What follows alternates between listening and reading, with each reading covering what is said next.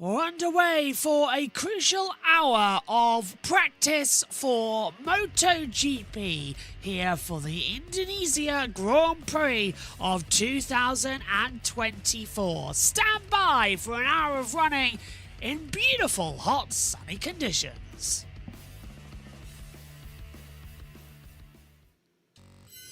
Hello everybody, welcome as the green light is on and the session is underway. Maverick Vinales just sets his first time in the session, 1:33.850 with 56 minutes to go. Big news coming in then to this afternoon's session is that Miguel Oliveira will play no further part in this weekend after having a wrist fracture.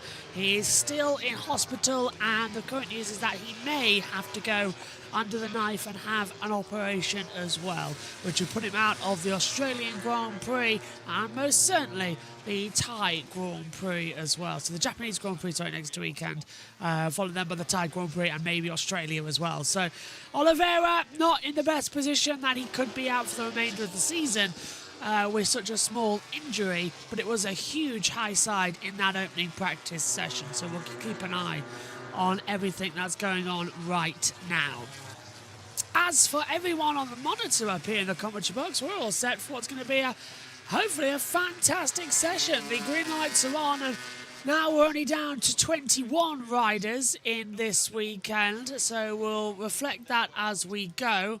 Let's open up the timing tower as well for you with all the other crucial information. Tells you who's in Q2 as well. Jorge Martin top on a 1:33.023. Now Luca Marini goes fastest. Oh, now Alex Rins. So times are getting faster and faster and faster as well as they come into it. So there's still hope for everybody right now.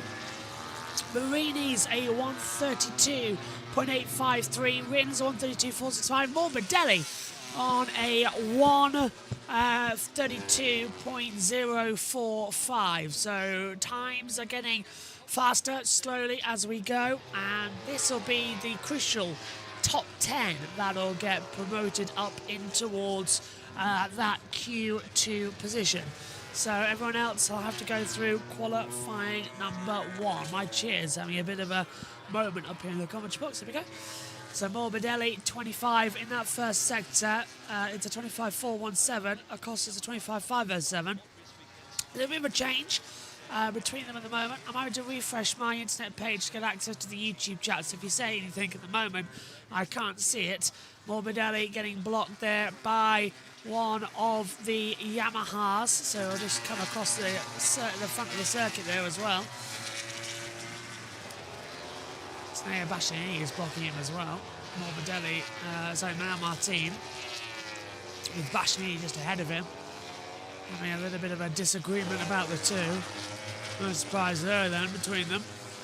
Sadly, Acosta 3/10 up at the moment. So Pietro's finding some time. It's a 1:02.867 in that first sector. So very decent time there as they will continue to hold the lines together. I've lost Google Chrome completely. It's all gone for me at the moment. So if anything's happening in the YouTube chat, apologies, I can't see it just yet. I'm trying to click the button to get myself back into it, so we'll see how that works.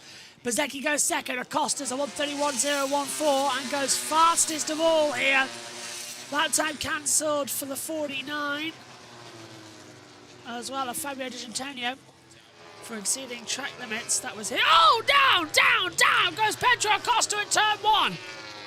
Acosta crashes out of this opening 10 minutes of practice.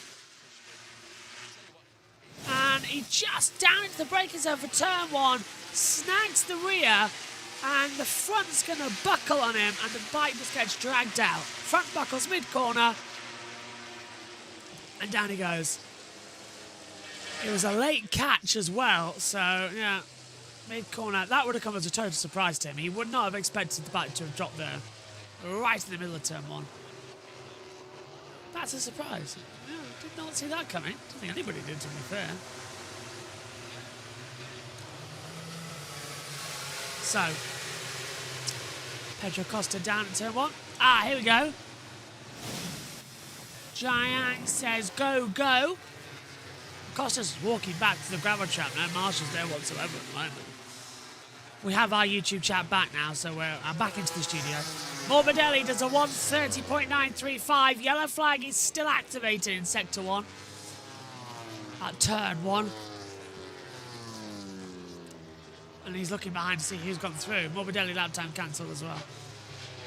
For yellow flag infringement. Martin, Morbidelli goes top, 1:30.935. I wonder if that will disappear.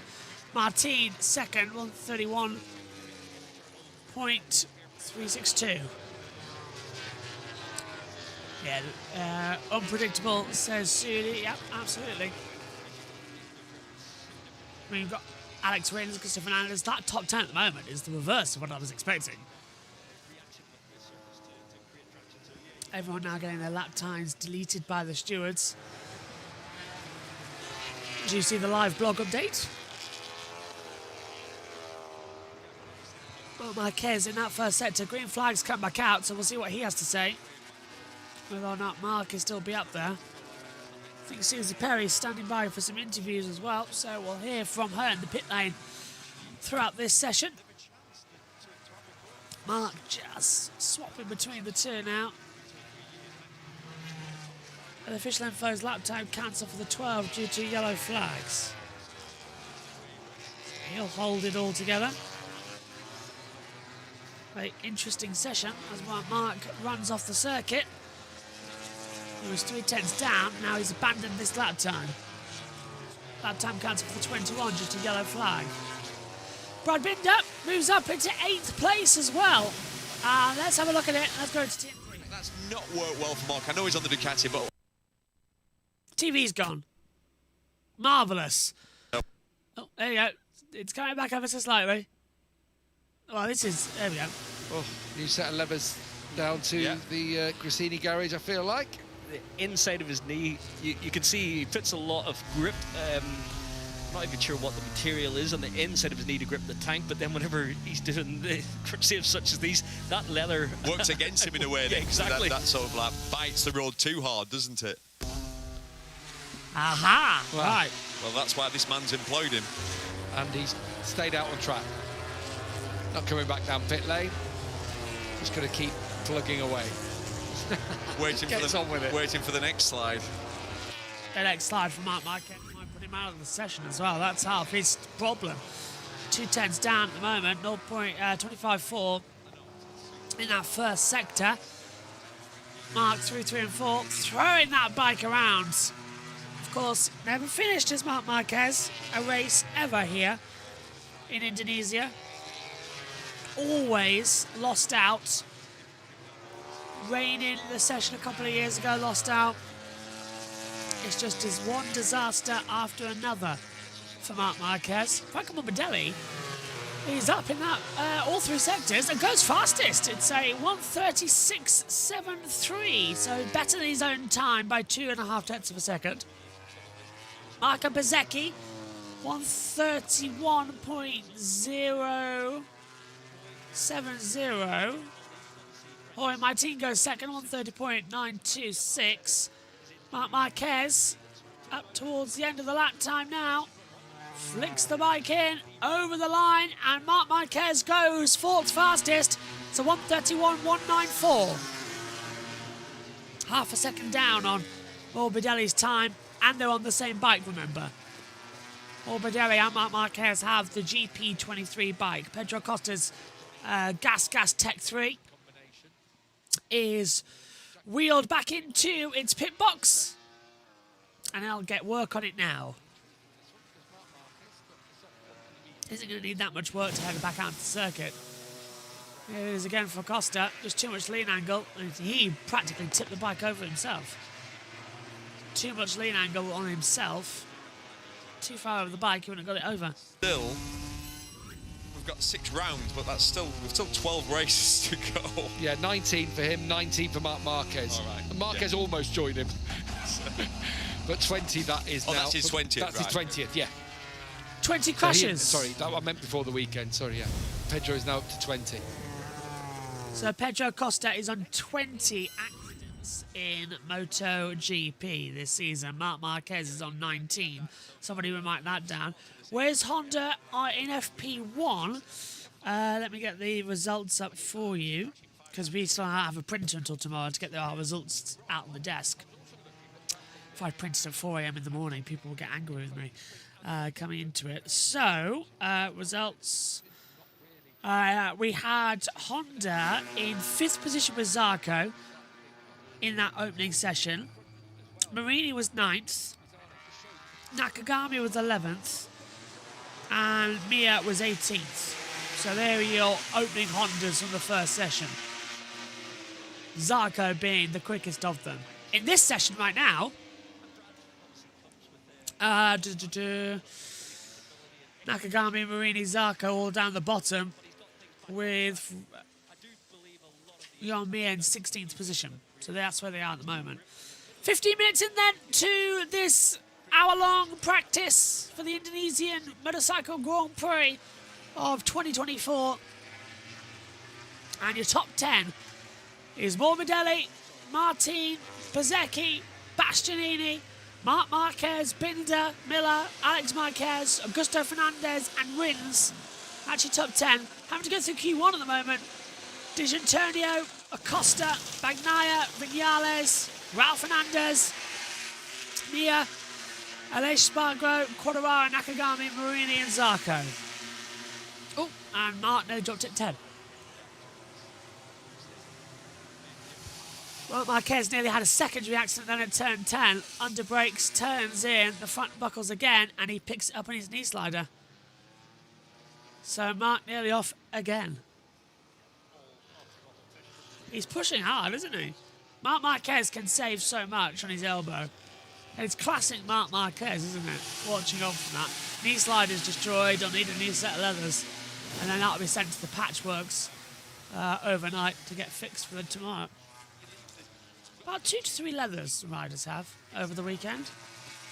It's one thing that I found when I was at Donington for the World Superbike event, and I was in the WCR paddock with Segment Racing with Maddie Patterson's team. Mallory and Lizzie both had accidents, of course, over the weekend, but Mal went down first at Craner, ripped her suit, and because of Brexit, the team that usually come in to patch the team that they usually have on site that patch the suits up overnight weren't there. So we had Maddie having to leave and go to Nottingham to get a patch worker. That was done overnight. But then it still didn't work. So Mal had to race in Lizzie's overalls, and Lizzie raced in her training overalls. That was an interesting weekend to watch them do that. So yeah, when you get patchwork, it really is meaning that you have to have patchwork. Racing leathers are expensive, folks. Pecco63 is go, go, go. Says Adrian. Let's have a look where they are. Pecco. Down in 13th place. 1:31.701 is his time. I know. Still to me saying that there's a problem out there. So I want to fix this just quickly because it's annoying me. Sorry if it's not annoying you at home, but it really is annoying me. There. Just that. It was out of position by a couple. And it was really, really annoying. Do you see what I mean? It's like, I don't know. It's like it's all messed up a little bit and I can't work out why.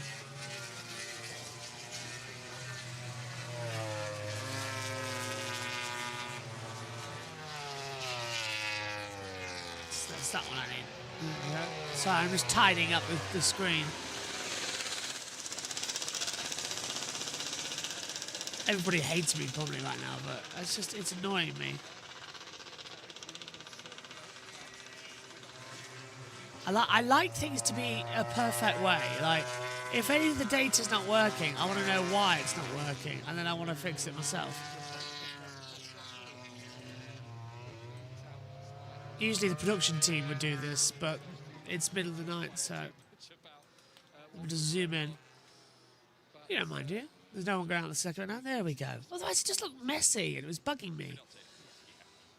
The race screen's fine. It's just this one that's a bit of a pain.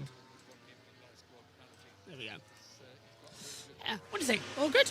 Go, go, go. Mark Marquez, 93, says Dan. Mark, at the moment, up in 6th position. Yes, that's better. That's better. See who's in Q2. Yeah, all looking good there. However, we might. Yeah. Don't know. It's a bit weird having that whole thing at the bottom, isn't it? With no camera. It's all a bit playful today. That's the problem. Just hearing some radio now coming through from the stewards. Yeah, Quartararo not happy at turn 2. Really not happy, actually. Almost punching the deck, not happy. Just constant issues from that side of the team. Yeah, Quartararo, Neil Hodges just put it right on the head there. He always sounds angry recently, doesn't he, Fabio Quartararo? Every single time he does it, he sounds angry. There we go. Don't know why I did that. There we go. Had the hashtag in.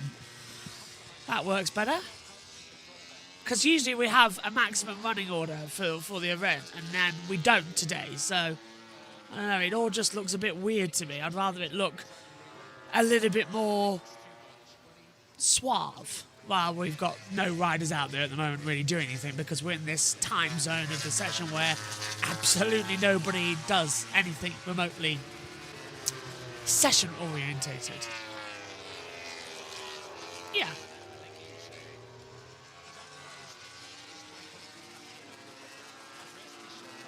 I agree. Does that look better to everybody else watching? So that's not just one big black space down there at the bottom. We have that. Might put the track and the flag next to it as well. Although the flag's up here. Where? Yeah, there.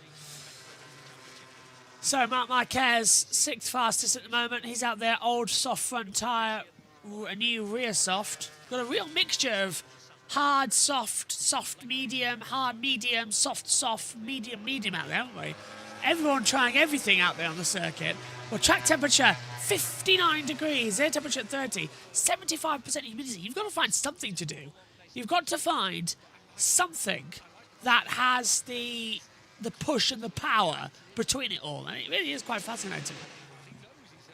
Marc Marquez down in the sectors at the moment. So he too is just losing out on a couple of points paying positions.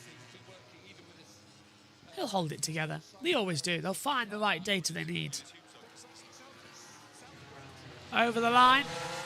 Marc Marquez 6th on the 132.214. So no one improving at the moment as we approach halfway. 13 minutes to go. 30 of 30. Jack Miller. Is he coming out? Yes, he is. First sector to 25.5. Jorge Martins leaving the pit lane now as well. So he'll get ready to head out.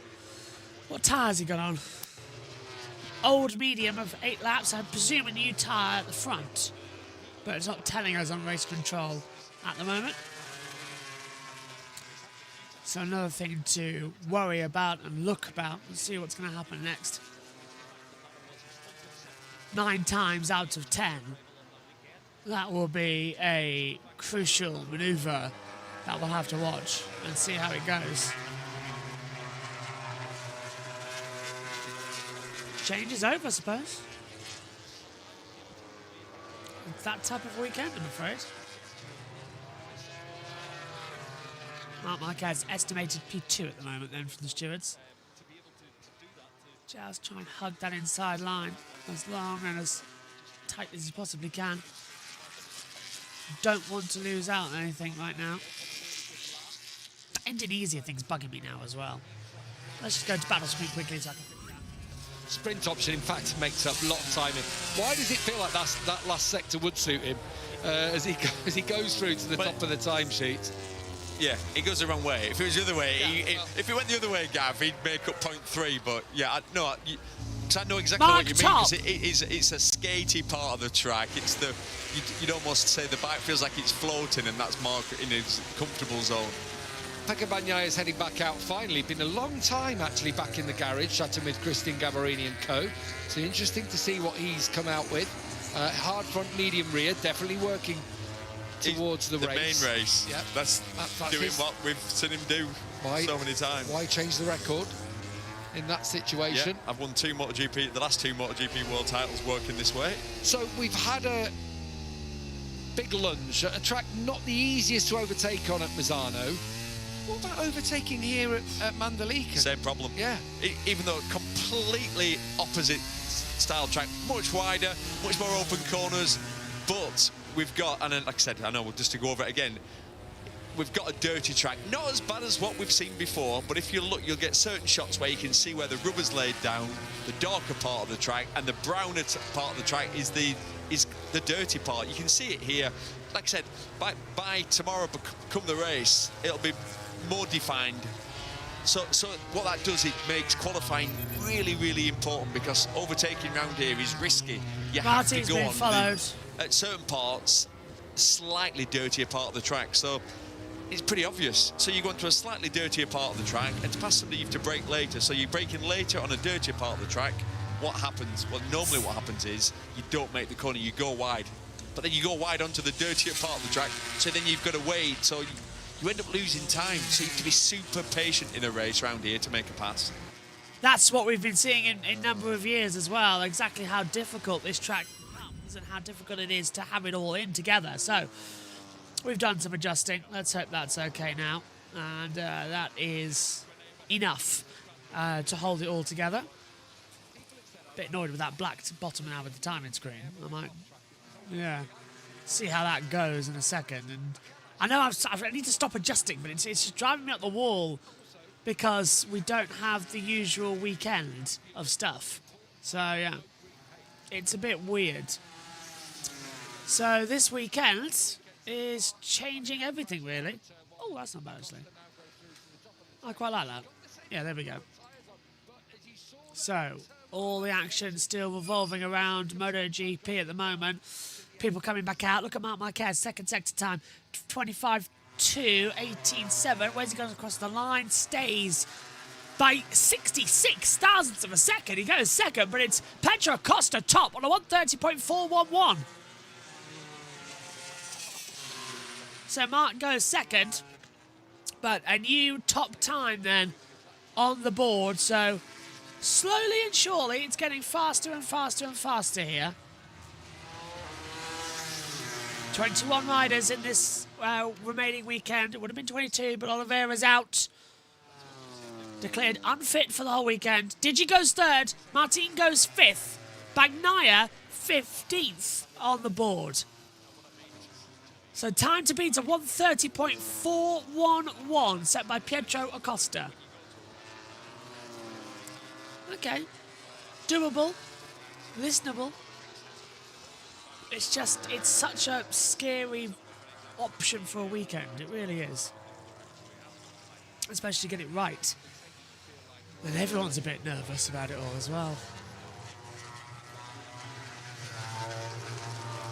Marc Marquez, still top at the moment. He'll hold it in. He'll use it for himself as well. He always will. But Mark has the pace and has the time and has the patience to get all this sorted as well. So just hold it together. Acosta, 134.11. Still top. Marc Marquez, 137.56. Not good. Struggling to find the deltas at the moment, aren't they, with these tyres? Old tyres as well. Marc Marquez, front soft of 14 laps, rear soft of 6 laps. They're struggling to find the data of what they need to do. Just getting slowly worse and worse and worse across it. Bagnaia 15th at the moment as well. There ain't going to be, is there, by the look of it?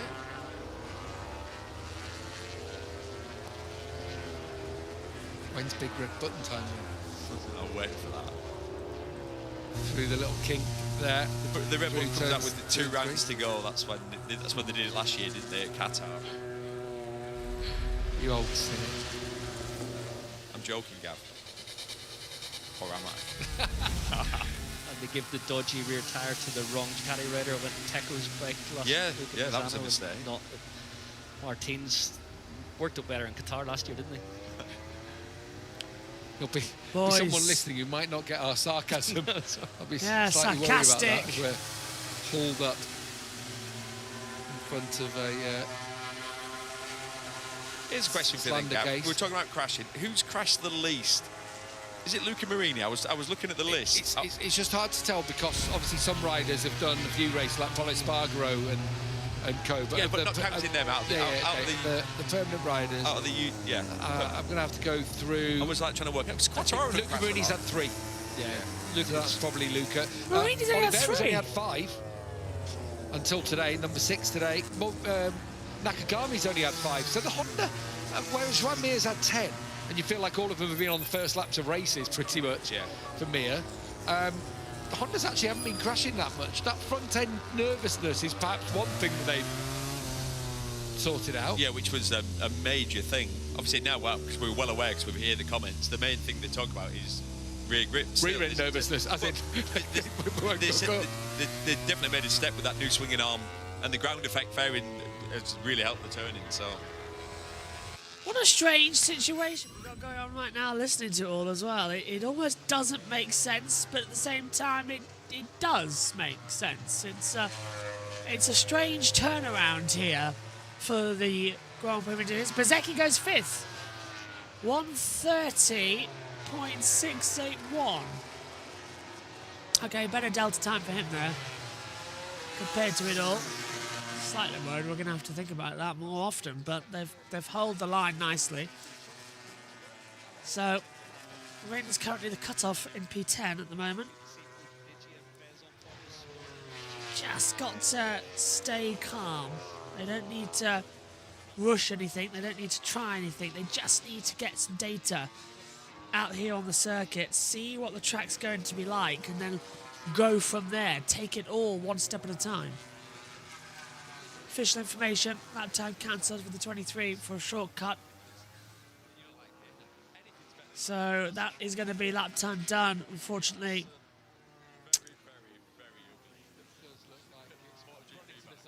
For Anea Bastianini. Took me a while to find that number, because I was looking at the timing screen. Bezzecchi's estimated to go fastest here. His middle sector is an 18.372. Third sector coming up, it's an 18.856, so he's a 10th down, so gains a 10th, loses a 10th. I suppose it's the swings and roundabouts you expect right now in a MotoGP.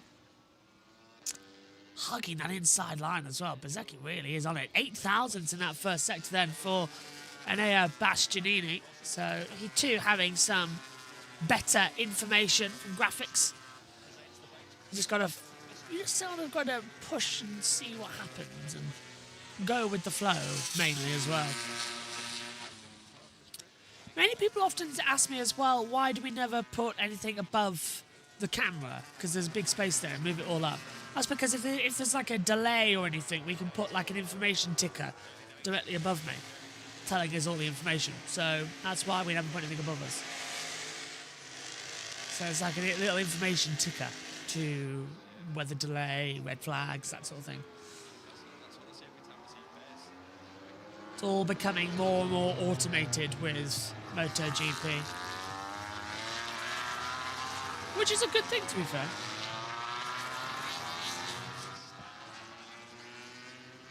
It's just I wish the flags would be better. So, yeah, Machini's up there. It's like they've got all the space at the top. They could just put like red flag, green flag. Machini on the brakes to turn 1. Taking a lot of front end, rear stepping up. Again, the bouncing buckaroo that is that Ducati. trying to hold it all together. It really is insane. There's Morbidelli talking and informing the team of what the bike's going like. Pedro Acosta doing the same thing. 27 minutes to go. Riders now starting to watch out there as well. 1:34.11 is Acosta's fastest lap time. He is top and P1 here. Zarco leaving the pit lane. Marc Marquez just behind him. So yeah, this is now getting into the data point. We just need to keep it on. And away we go again.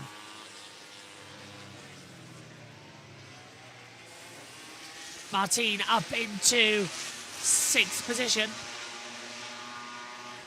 No, 5th, sorry. It's a 1:30.549 for Martin. Oh, hello. That's an Aprilia down. And that is down Aleix Spargro at turn 16. Penultimate corner. Front and yellow flags out now. Looks like he's dropped it onto acceleration. Let's take a look at it. On the way in. Front's going to buckle. Yeah.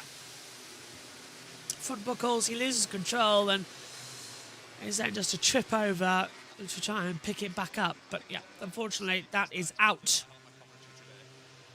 for Aleix Espargaro in this part of the session weekend. So we did lose out on more positions in Delta. That's so annoying. He knows the problem he's made and the mistake. Everybody can see it. It's just super annoying when it happens because you can't save it.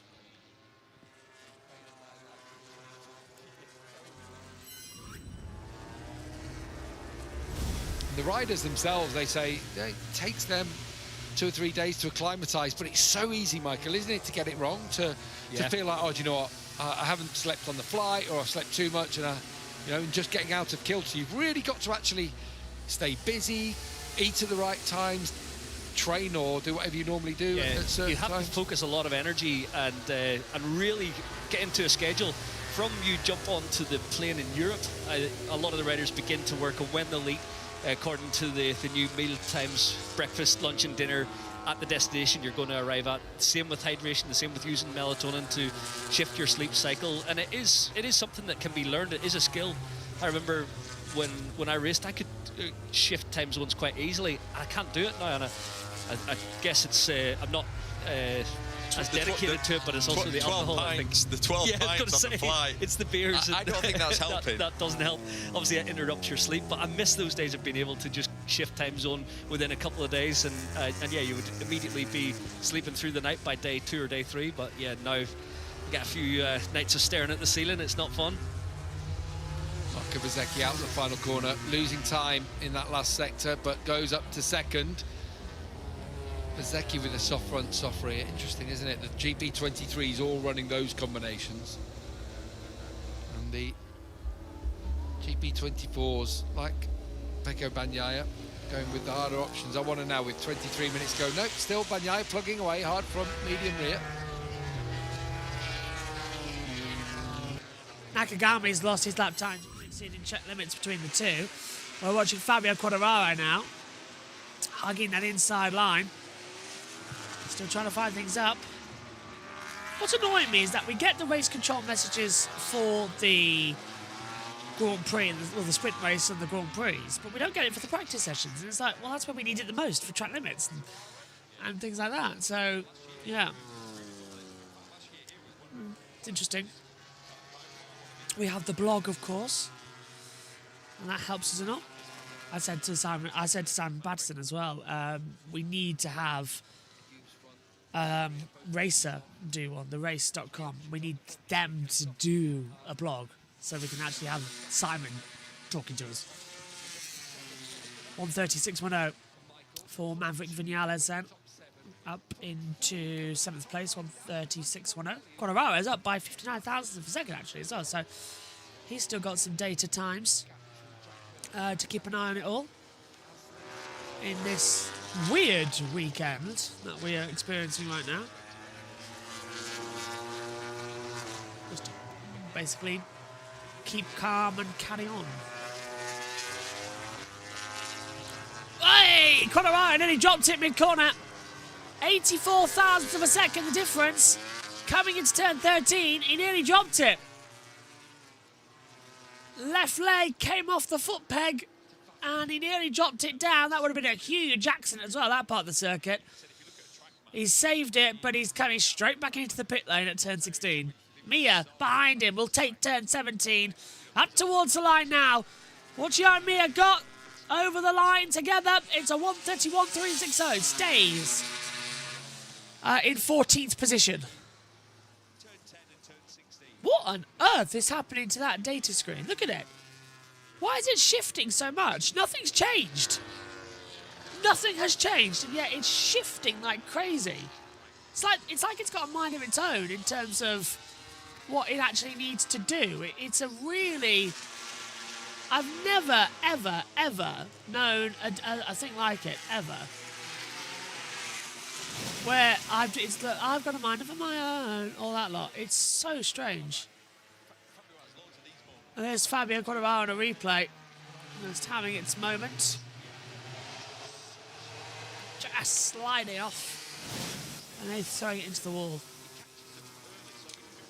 I do love the new timing screen that came at the Spanish Grand Prix. I really do. It's fantastic. It's so much more detailed than the old one. But for the love of God, get the columns right. Just stabilise the columns. It's all I ask. So, over the line. Bagnaia, 1:31.360. So again, adjusting between them all. Wish we could swap everything over in this box as well. Get the right ones on the right area. It's because it's also they're trying to say who's in the pit lane, who's not. So you can tell who's in the pit lane because the races aren't there. So we know, you know. 20 minutes to go then in this session. We're getting towards crunch time for the practice hour. And tensions begin to rise. Atmosphere begins to push through. And everybody starts to go, oh, what have you got to offer? What have you got? What have you got to play with today then, everybody? It's the atmosphere that everybody looks forward to having. This sector, this part of the track, this attack. It's absolutely fantastic for MotoGP. So, holding it all in. I do like also how we've got the information charts. Still, if Multiviewer did one, I'll have Multiviewer over this. But you do get more data than Formula 1. MotoGP's timing screen is very useful, but we still need more data, more information. Never have too much information, ever. And the more information we have, the more information you have back at home as well. I know many people also watch the watch-alongs for the data screens, and they watch the TV pictures alongside, and I'm just sat here rambling. And then many people would just rather have the whole timing screen. I'd rather have TV pictures be able to show as well I'd rather have, instead of where my camera is right now, I'd rather have the TV pictures here, and then with all the other data, so that you can watch the race and you have the information at home. That's what I would rather have. But sadly, that's not the case. Apart from that one glorious race in NASCAR, where we've got a track camera at Bristol, and we can just sit back and do it all. Fantastic, that one. I love Bristol so much. 18 minutes to go then. Riders very much hot and worn out. Digi moves up into 4th, 1:30.513. As you can read on the blog, just 0.2 of a second covers the top 10 right now. Top 17 are separated by less than a second. 0.956 separating 17 riders. It's quite insane at the moment, really. As the atmosphere builds, the tension rises here. Everyone now watching on thinking, like, when are you next going out? When are you going out? When am I going out? And they are Bastianini. 1:36.25 between the order as well. Everyone just holding it. Now is the go time. Let's do 3-4 laps, come in, stick on another set of soft tyres, and away you go for the ending. SHT says, hello. Hello, SHT. So far, both 346 is looking good here. Bezecchi in second, Di Antonio in fourth. Really is looking good. Winter Purple says, Marc Marquez 93. Let's have a look. Dan says as well, go, go, go, Marc Marquez 93. Same from Fira. Winter Purple, MM, with the 3 fire emojis. Wei Hang says, Gaspol for Pecco. Go, says Joy. Abby's enjoying it as well, with pushing everything, getting through. Ray Hands, so Fabio Quadraro, 20, go, go, go. And SHT, hello too, in the YouTube chat. Riders now starting to come out onto the circuit then for lap attacks in the practice session. That crash by Bagnaia and Emilio Mania once again proves that he isn't consistent enough to handle the big pressure. I'd say the same also of Jorge Martin, to be fair. I really would, because both of them are crashes at big moments. Like this weekend, I'm fully expecting an accident from you-know-who. Like 100% expecting it. Always going to happen. So, yeah, sadly that's the case. Oh, hang on, down goes the Aprilia! And is that the second accident of the day for Aleix Espargaro? It is! Down at turn 16. Second crash in this session, alone. And straight back into the pit lane. So whatever it is on that front right, turning in on the bike, it just keeps snagging. Let's see it. Front buckled. The front buckled. Again, it keeps happening. There's just something there at that part of the track that's getting it wrong. And unfortunately, it's another accident. Julian says that Rossi's podcast statement backfired on his student, especially Pecco. It did, didn't it, when he stoked the fire a little bit more about Marc Marquez. Pecco, I've said it all season long. I said it was Emilio Romagna. Pecco and Martin are not world champions material. Bagnaia sometimes shows it. Sometimes he wins, and he's been the one to get the championships. But Martin crashed, and yeah, it's just like, if you look at it, Bagnaia is a lucky world champion. Do I think both of them are world championship material? No, I don't. Do I think that they've had the best bike? Yes. Do I think that sometimes they show genius on those bikes? 100% yes. But world championship material? No. Why? Pressure is getting to them, and they keep making the mistakes year in, year out. It's repeat after repeat. Next year, when Marc Marquez is on a GP25 bike alongside Pecco Bagnaia, and then Martin's going over to Aprilia, you watch. Just watch, because I am convinced Marc Marquez is going to be next year's world champion by a country mile. So yeah, it's that type of weekend, I'm afraid, between it all. The atmosphere building, the tension is rising right now as well. Yeah, both inconsistent. SHT says, yeah, this year Marc has been more fully healthy, but he is on a one-year-old bike compared to those two. And the longer the season goes on as well, the more the GP24 is updated, the less the GP23 is updated. So technically, Marc Marquez is on a year-and-a-half-old bike now, and it's going to be closer to 2 years at the end of the season. And yet Marc's still in championship hunt. He's not that far back on the championship standings, so he could still be world champion this year. If Bagnaia and Martin screw it up in the next 6 races, 12 technically because of the sprints, Marc Marquez is right there. Marc could be world champion this year. We got three-way fight, effectively. And everyone's going, oh, but it's Martin or Bagnaia. No, it's Marc Marquez is involved as well, on a year-old bike. I kind of want Marc to do that, because imagine Marc Marquez whips the butts of Bagnaia and Martin on a year-old bike. I quite like that sound. A bit of humility to them, and humbled a bit from the two. SHT says Marc has quite a number of crashes as well throughout his career in a single season, but in the races he really bins it as much as Hughes under pressure. He's had 19 crashes this year, Marc Marquez.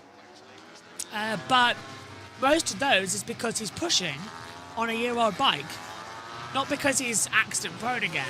It's because he's trying to override the bike like he did at Honda. Look at the track. Look, as soon as we went to a circuit with no data, Aragon, there was no data on the 23 bike for the 24 to use. Marc Marquez was fastest. And then he used the skill in the rain and got up there in the next race in San Marino. Let's take a look quickly at the times, as SSG's pointing out, because we have got some changes. Jorge Martin's at the top now, 129.670. But then we've got Enea Bastianini up into second position. Zarco's third. Bagnaia comes across the line and goes up into 10th place. That kicks out Maverick Vinales as things stand with 11 minutes to go. So it's a 130.558 then at the moment. Pedro Costa moves himself up into second position. Martin, though, a 129.670. That is his new all-time lap record at this circuit. Hello to Lou, welcome back, good morning to you. Mark, however, had a bad history in this track, only P10 for Pecco. Yeah, Pecco Bagnaia needs to improve. Mark does, he's never finished a race here. Didn't even start in 2021. Crashed in 22, crashed in 23. Mark has never finished the Indonesian Grand Prix. Or a sprint race, so... yeah, 6-1, half a dozen of the other, isn't it? Morbidelli, a 130.160, fifth fastest. Vinales. Oh, yellow flag, sector 3. It's Brad Binder, who's gone down at turn 10. So Brad Binder is down at turn 10. Tell you one thing I'd also love, just as I know you all would agree with me here as well, rider tracker. Come on. I'd replace the blog with a rider tracker in a heartbeat. I would love to have a rider tracker. As I look how Binder went down into turn 10, it's a right-hander and the front buckled. Bike skid out from underneath him. Sadly, nothing he could do there. Excuse me, it's only 8:50 in the morning here in the UK, and we've been had a very disrupted sleep schedule. I'm going back to bed after this for a couple of hours. Although I'm debating it. I don't know what to do. Like, is it too bad to go and get a couple of hours, or then just do the whole day and then go to bed around about 9 o'clock, get up again at 3:15, and then you get a couple of hours in between as well as a nap.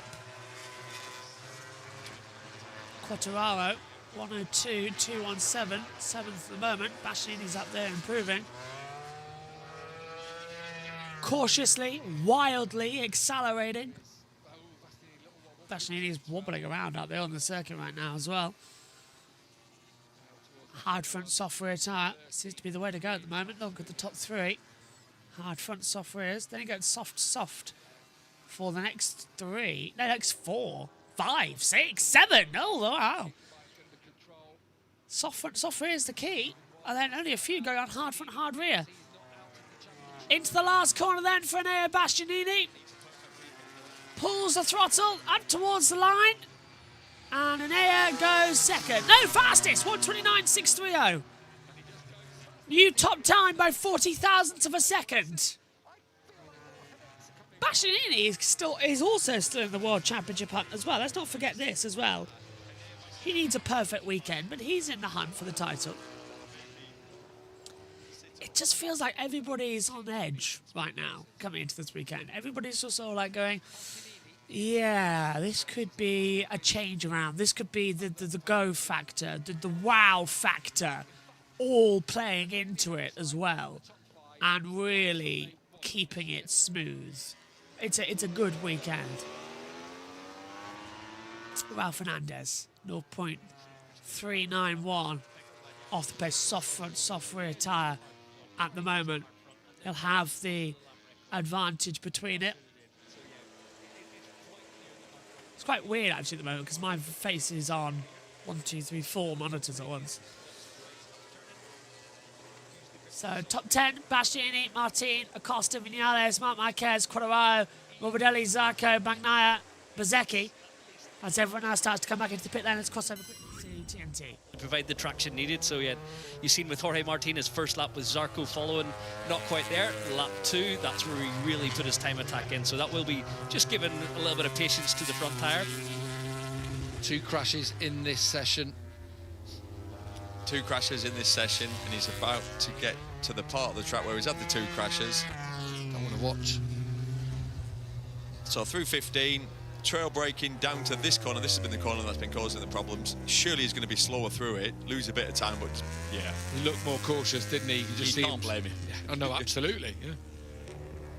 Yeah. Watch this now, he'll have made time. He won't. Yeah, last couple of tenths.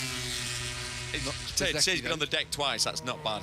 It's good, isn't it? I mean, not Bezzecchi out. He's been having a good day as the Marquez brothers go out behind Pecco Bagnaia, and straight away he pulls a little manoeuvre to make sure they can't follow him. I feel like this Pecco just needs to go and not even worry about them. I was thinking the exact same then. He needs to just focus on himself because he's obviously in the danger zone. He's not going to banker.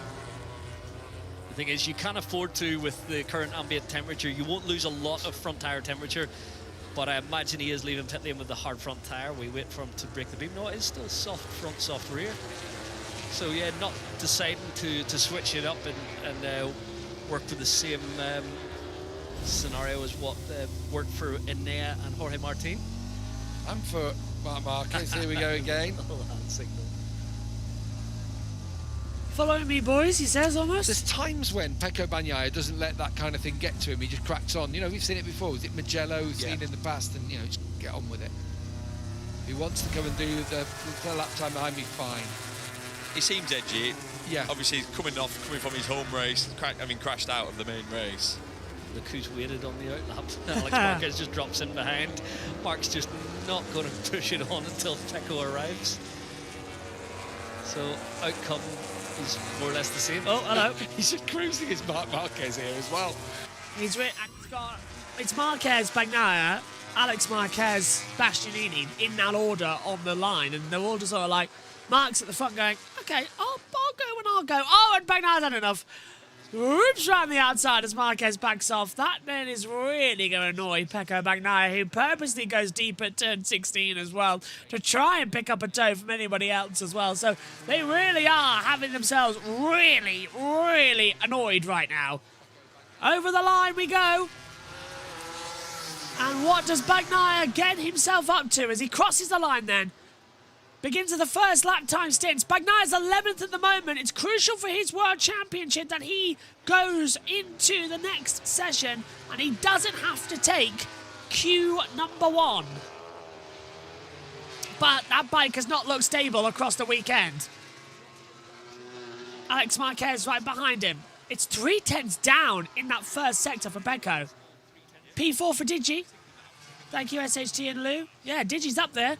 129.986, and he's the only rider in the pit lane at the moment. Everybody else is back out there on the circuit. Tensions rising. They know what's at stake here. They know the deal. Marco Bezzecchi is estimated to go 12th fastest. Right. Hello, SHT. I'm really excited to see how the KTM Tech 3 team does next year with Bastianini Vinales as they're appearing. I think they're going to be really interesting, actually. Vinales is a race winner, and he's going to take that Tech 3 right up there on the... Well, it's just really a demotion for Vinales, isn't it, with the Tech 3, but it's still gas owned the KTM, so that's good. Oh, hello, down! Is that Marc Marquez or Alex Marquez? Yellow flag's out. It's Alex Marquez who's dropped it at turn 16. And is that going to affect Bagnaia? Not too sure, but it's going to affect 43, 31, 89, 5, 93, and the 30 and the 12 and the 21. But Bagnaia got through into P9. So Bagnaia goes through, but everybody else loses this lap time due to Alex Marquez crashing. So let's have a look. There goes Bagnaia. He's ahead of the yellow flag. Alex just dropped it on exit. That's annoying. I think Bastianini and Vinales are going to be quite an awesome duo. I think the thing I'm really looking forward to next year is that there's so many motorcycles that can win Grand Prix, and race winners are going to those teams. Ducati has had an exodus, really, as to who their team are. And I'm really looking forward to the fact that we're going to see all of Ducati's superstars spread out across the order of race-winning bikes. We're in for a golden year next year in MotoGP. I'm really looking forward to it. It is going to be one of the best seasons in MotoGP history, and it's going to be one of the best seasons in Formula One as well, with 5 teams in the hunt for a world championship. Just bring it on next year, honestly. Everyone I've spoken to has agreed. We want to get 2024 over and done with so we can hurry up to 2025. And yet 2024 still is exciting, but 2025 is just going to be mega across all of the timings. It's going to be fantastic. Martin goes second, Bagnaia goes third fastest then across the board, as now we start to see the times roll in on their second lap times. One more lap to go then for everybody here in the session. This is where it starts to get a bit more crucial and important. Miller's 14th, Acosta 6th, Marc Marquez goes P5 at the moment as well. Marini is 130.096 as well. He's having some differentials between them in their last flying lap. Slowly in this one. 1 minute to go. Who's got the improvements? Quartararo goes up from 10th to 6th. So he was at risk, but that now puts Vinales at risk as well. Lap time cancelled for Juan Mir for track limits. Binder goes 14th, doesn't improve. Over the line. Augusto Fernandez is 19th. Bastianini still stays fastest. 38 seconds to go. Yeah, it's just going to be a matter of fact now, isn't it? They're going to have to be careful. Acosta's getting in a tow from Jack Miller, his quote-unquote teammate at the KTM squad. Costa has the same bike as him, the 24. The same as the KTM in front of him, both on the same machinery. Checkered flag is ready and out. Lap times will be done. Acosta's lost his for track limits. Acosta will not progress better on this run as the flag comes out. Acosta stays 8th. Miller 16th. He's out of it. Alex Marquez has to go through Q1. He's last. Nakagami 17th. Vinales 10th. Bagnaia in 4th. Martin, he's 2nd at the moment. Bastianini's getting a tow, but might lose out on lap time here if he's not careful. Stuck behind Augusto Fernandez. Raul Fernandez goes 18th. Zarco 11th. Marini 12th across the board. Top 4 locked in as well. Marc Marquez in. That's 9/10 down for Bastianini. Doesn't improve on his time either. Digi's 9th. Needs to improve. Put Acosta at bay. Oh, Digi's crashed. I stand corrected. Alex Rins isn't going to improve either. And Digi's crashed coming into the last corner at the pit lane entry. And that's it. Let's have a look how he's done then. So into the break, he's over turn 16. Turns in. Front's going to buckle. Yeah. Same old. Well, that's it then. Everyone's taken the flag. Your top 10 going through to qualifying number 2 automatically is Enea Bastianini on a 1:29.630, a new all-time lap record here at Mandalika. 2nd for Jorge Martin. Franco Morbidelli's 3rd. Pecco Bagnaia's 4th. Marco Bezzecchi 5th. Fabio Quartararo 6th. Marc Marquez 7th. Pedro Acosta 8th. Fabio Di Giannantonio is 9th. Maverick Vinales has your top 10. Having to go through qualifying 1 is Johan Zarco, Luca Marini, Alex Rins, Brad Binder, Aleix Espargaro, Jack Miller, Takiki Nakagami, Raul Fernandez, Juan Mir, Augusto Fernandez, and Alex Marquez. That's your order of having to go through Q1. What an unbelievable session that was. And Marc Marquez just cheekily talking there to Pecco and Luca Marini in there too. And Bagnaia. Is Bagnaia's engine gone? He's being towed. Yes, Bagnaia's engine's towed a bit and Marc Marquez is towing him in. That's that. Oh, that's that. So it's Miller cabs, but it's Marquez cabs. Pecco Bagnaia is being towed back to the pit lane by his old mucker, Marc Marquez. Says, you hold on to my arm. They're holding hands. Sweet. Where's Jack Miller when you need him? That's what he'll be thinking. Lulling him into a false sense of security. He's going to get into the other side of the garage and he's going to nail him next year. I thought you meant he's actually just going to speed up and leave him at the end of pit lane. Yeah. He's going to take him out onto the service road that takes it down to the ocean. I heard Susie laughing there. That's look. all right. Yeah, it's got him in. Thank you. There's Mark. Enough to roll down pit lane, I think, for Pecco. He's got his leg He's out. got on the Mark's foot got his leg out. He's pushing him job down. to do. This is quite sweet. We do jest. I do believe these two may well get on as teammates. As Neil looks at me a little side out. Obviously, initially perhaps the rivalry will build and brew, but yeah, there's definitely a sport and respect between both. That's what I think, yeah. 100%. But We go about the racing in completely opposite ways, don't they? there'll be some tension in that paddock, in that garage, I should say. Well, I Bagnaia did got like in. one thing that Pecco said last time out when they asked him about the Rossi Marquez, well, the Rossi spat with Mark 2015. He said, I wasn't racing at that time, nothing to do with me, I'm not going to talk about it, just taking himself out of the question. And I think that's a Rossi's paranoia. to do, It's like isn't it? crazy. It's There's no winners in that conversation, as we know, because we're still talking about 2015 in Malaysia. nearly 10 years on. Do we ever go to one round of the MotoGP Championship, Gav, where you don't talk about it? What is it about? You keep bringing it up. You know, because you're so obsessed by it all the time. I can't believe you're still saying what you're saying about it. You blaming Jorge Lorenzo in all this. Did he kick him? He did. Oh dear. Rossi kicked Well, I'll tell you what, Marquez. if I go on about it ever, that would help you with your jet lag, wouldn't it? Yeah.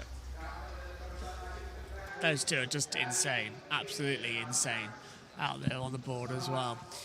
Well, here we go then. That's your Friday done.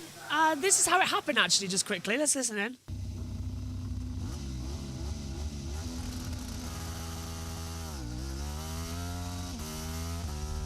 He's already running out of fuel. I thought Fuel's it was gone. dip in RPM, Yeah. and then whenever it should have accelerated, it begins to cut out. Yeah, fuel went for Pecco Bagnaia, so he had to get brought back in by Marc Marquez.